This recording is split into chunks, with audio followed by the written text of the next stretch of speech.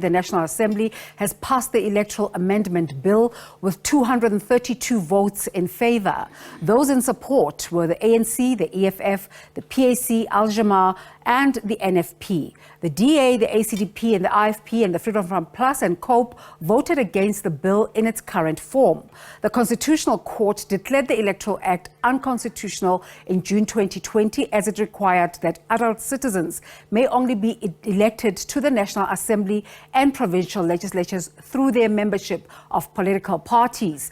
Parliament had to rectify the defect in the Act. For more on this, let's speak to Home Affairs Minister Dr. Motsoaledi.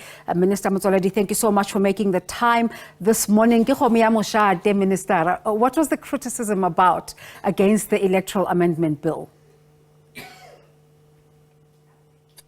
Well, as I listen to the political parties who voted against the bill, many of them are criticizing it for completely different reasons, which are varied, which of course it will be very difficult for me to mention here, but there are so many and varied. And I realize that some of them stems from complete misunderstanding and misnomers about what the bill is all about. So as you say, many political parties... You can continue, Minister. No, I was continuing. Yeah, but the criticism from the NGOs and civil society is about the fact that they expected that there must be a constituency-based system. Now, in our understanding, there are two questions here that needs to be answered.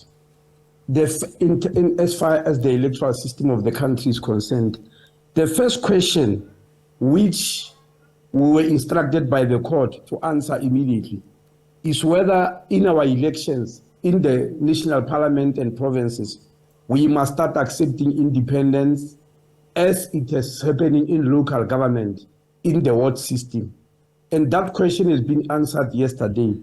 The second different and separate question is whether the electoral system in South Africa must be constituency based, like is happening in countries like the US and UK, etc.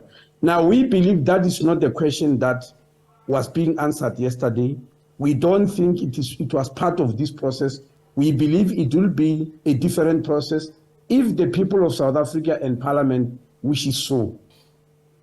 Is this what you meant when you said that this process is not aimed at a complete electoral reform?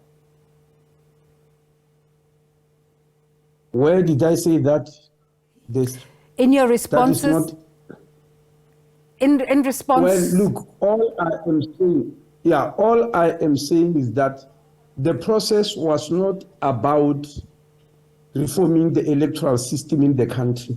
Mm-hmm. And even the judge who made this judgment said so. If you allow me just 2 minutes to read him, I'm not rephrasing him, I'm quoting him.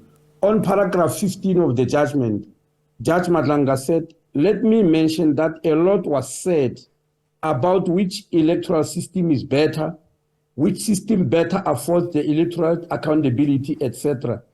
That is territory this judgment will not venture into.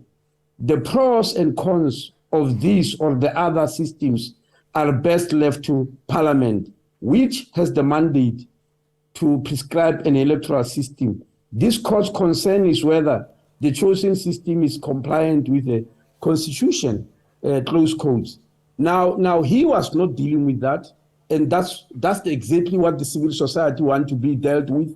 And we are saying it was not time for that, particularly this three, because we were given 24 months, remember, to correct this.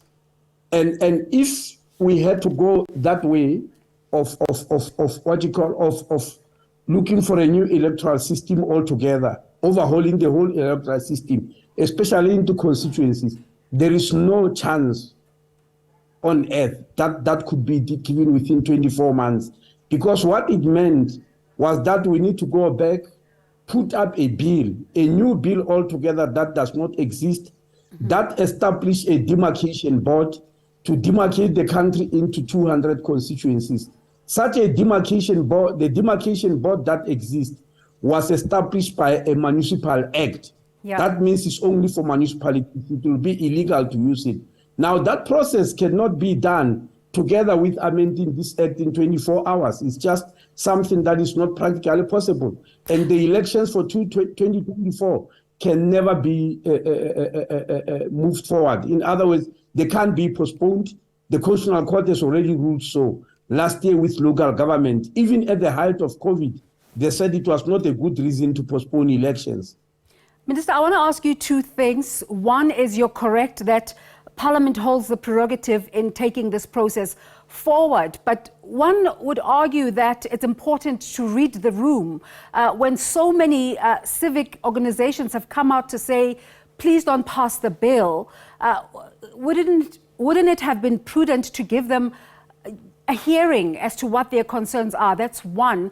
But two, as you say, the process has been underway for about 24 months now. Why do you think the sentiment against passing the bill only came out just this week? Because they are insisting that the bill must not be passed without constituencies. And I've already answered that question about why it's not possible for us to do that now. Now, the issue of passing a bill, of not listening to civil society, if you saw the steps the bill went through, first of all, I chose a ministerial advisory committee in which parties came to present. And if you look at that report, it says there was no emerging consensus about the actual direction that must be followed by the people who came to the Constitutional Hill to present to the Ministerial Advisory Committee. The Ministerial Advisory Committee itself said they couldn't agree. They gave two options from which we must choose, and we chose that. From there, Parliament went to public hearings. In some of them, civil society organizations were coming to present. Now the bill has been passed, it's still going to NCOP. That process will still be followed. Civil society will still be listening to whoever. This time, they won't be listening to them about proposals for the future. Proposals about something that is still going to happen. They'll be making proposals about something that has been passed. And the reason that is going to NCOP was specifically for such reasons that whatever is outstanding in the National Assembly, the NCOP can deal with it. So the Democratic Alliance says it's going to challenge the bill in court, having voted against it. What do you think are their chances in court of victory? Well, I've been having many meetings with Democratic Alliance because they are part of the Portfolio Committee on Home Affairs. All along, I never heard them being against the bill. They were just questioning a few technical things. I was surprised yesterday when they stood against the bill.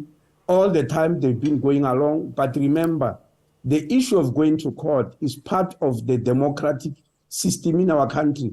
Anybody can approach the courts if they are not satisfied about anything. I am not a lawyer. I don't know their chances, what their chances will be. We will go and defend whatever we think needs to be defended, and will correct whatever needs to be corrected. But I can't guess right now when I'm sitting here, what are the chances in court of the Democratic Alliance. It can go either way. Courts have ruled either way in the past, and nobody will know until the ruling comes out. Well, thank you for your time this morning. The Minister of Home Affairs, Dr. Aaron Motsoaledi, giving us government's thoughts about that process yesterday where Parliament passed the bill on the amendment of the Electoral Act.